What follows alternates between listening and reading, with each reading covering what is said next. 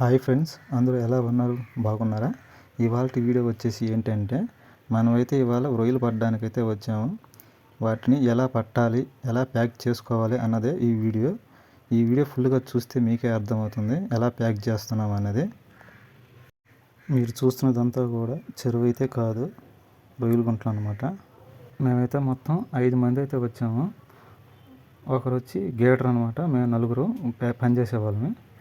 గేడు అనే అతను ఏం చేస్తాడంటే, రొయ్యల్ని కాటా పెట్టిస్తే మేము వాటిని బాక్స్లో పోసి ప్యాకింగ్ అయితే చేయాలన్నమాట. అతను వచ్చేసి కాడే ఉంటాడు. బాక్సులో ఎన్ని రొయ్యలు పోయాలి, కౌంటింగ్కి అవంతా అతనే చూసుకుంటాడు అనమాట. మేమైతే బండిలో ఉన్న ఐస్ని, ఎంటీ బాక్స్ని ఒక పక్కన సర్దేసుకున్నాము. రెడీగా అయితే ఉన్నాం అనమాట. సరుకు వస్తే ప్యాకింగ్ చేయాలి. చూడండి, నాపుడైతే వస్తూ ఉంది. వల లాగేదాన్ని నాపుడు అంటారనమాట. మీ ఏరియాలో ఏమంటారో కామెంట్ అయితే చేయండి. అన్నవాళ్ళు అయితే నాపుడైతే లాగుతూ ఉన్నారు, అంటే రొయ్యలు లాగుతున్నారు అనమాట. మామూలుగా అయితే మా పని టైము 7 గంటల నుంచి ఉంటుంది. కానీ ఈరోజు ఏంటో మా దురదృష్టం 1 గంటకైతే వచ్చామన్నమాట పనిలోకి. అందువల్ల ఏంటంటే బాగా లేట్ అయిపోయింది. ఈరోజు ఇంటికి వెళ్ళేటప్పటికి ఖచ్చితంగా 10 అయితే అవుతుంది నైటు. చూద్దాం ఎంత అవుతుందో టైం. అన్న వాళ్ళు అయితే ఇంకా బాగా లేట్ చేశారనమాట.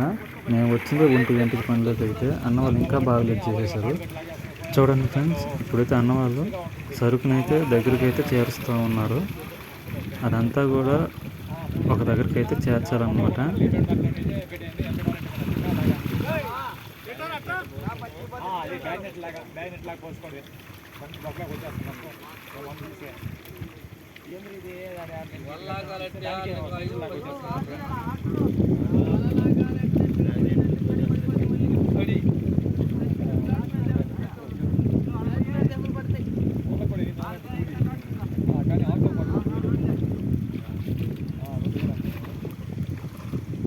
అంతే వాళ్ళు 8 మంది ఏమొస్తారు దాన్ని బట్టి వచ్చేస్తారు.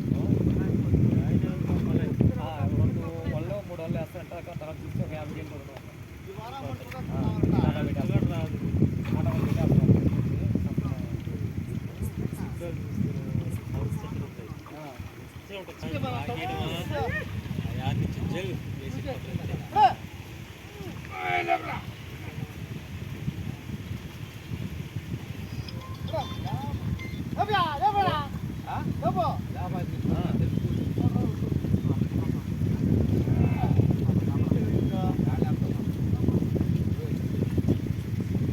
వస్తుందా? ఇబ్బంది ఉంటాయి. ఒక బండి కోసేది అయితే నీకు ఉదయం దిగితే 9 గంటలు దిగితే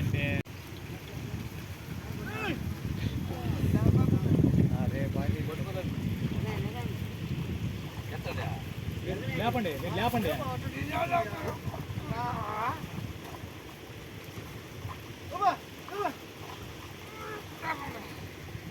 బాగా దగ్గర కొడుతుంటే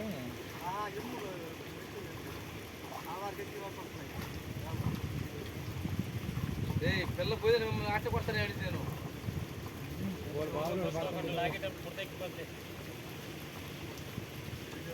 ఆడి గట్టిగానే ఉంటుందిలే, ఆడి గట్టిగానే ఉంటుంది చుట్టూ.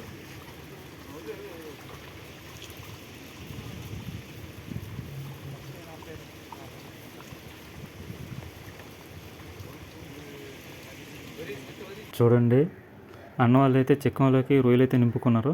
వాటిని అయితే బయటకి తెచ్చారనమాట. తెచ్చేటప్పుడు చాలా జాగ్రత్తగా తేవాలండి. లేదంటే ఆ ముడు కట్టాం కదా కొస, అదైతే ఊడిపోయింది అనుకోండి, కిందంతా పోతుంది కదా రొయ్యలు. అందుకని జాగ్రత్తగా అయితే తేవాలన్నమాట. అన్న వాళ్ళు అయితే చాలా జాగ్రత్తగా తెచ్చారు. తెచ్చుకున్న రొయ్యల్ని ఇప్పుడు నెట్లోకి అయితే పోస్తున్నారు అనమాట. అక్కడ పోసిన రొయ్యలన్నింటిని కూడా నెట్లలోకి సమానంగా అయితే సర్దుకోవాలి.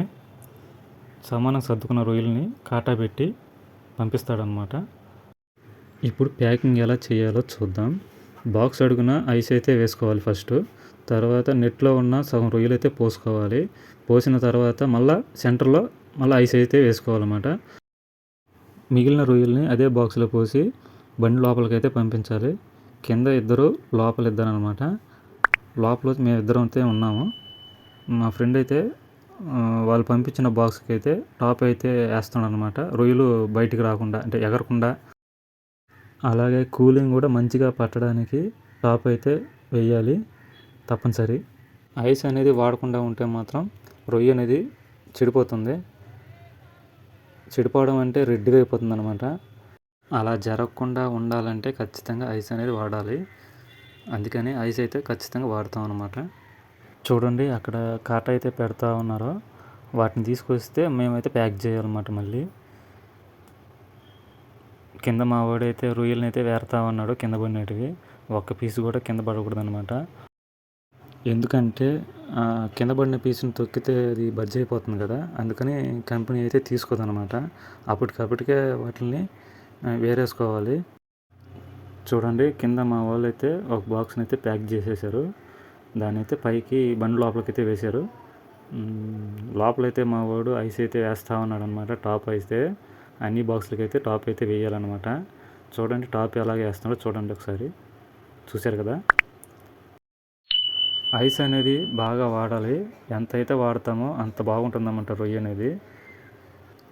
కిందికి దిగి వీడియో తీద్దాం అనుకుంటే నేనైతే వీడియో తీయలేకపోయాను, ఎందుకంటే లోపల ఉన్నాను కదా.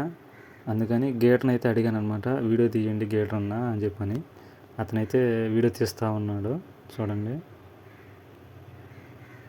ఈలోగా మా వాళ్ళు అయితే ఒక బాక్స్ అయితే ప్యాక్ చేశారు, పైకి అయితే పంపిస్తున్నారు. చూడండి ఇంకో బాక్స్ అయితే ప్యాక్ చేయాలి ఇప్పుడు. దాంట్లోకి ఇప్పుడు అడుగున ఐస్ అయితే వేశాడు. సగం రొయ్యలు అయితే పోసుకోవాలన్నమాట నెట్లో ఉన్నట్టువి. పోసిన తర్వాత సెంటర్ అయితే వేసుకోవాలి, ఇంతకుముందు చెప్పాను కదా. వేసి లోపలికైతే ఎత్తేయాలన్నమాట. ఆ టైంలో మా వాడు వచ్చేసి 29 కేజీలు పొయ్యాల్సింది పోయి 27 కేజీలు పోసాడనమాట బాక్స్లో. అంటే తక్కువ పోసాడనమాట. మాకు ఇంటికి వెళ్ళినాక మళ్ళీ పని పడింది. మేమైతే ఇంటికి 10 గంటలకు వెళ్ళాము. వాడు చేసిన తప్పు వల్ల అలా కొన్ని విషయాలలో జరుగుతూ ఉంటాయి అన్నమాట.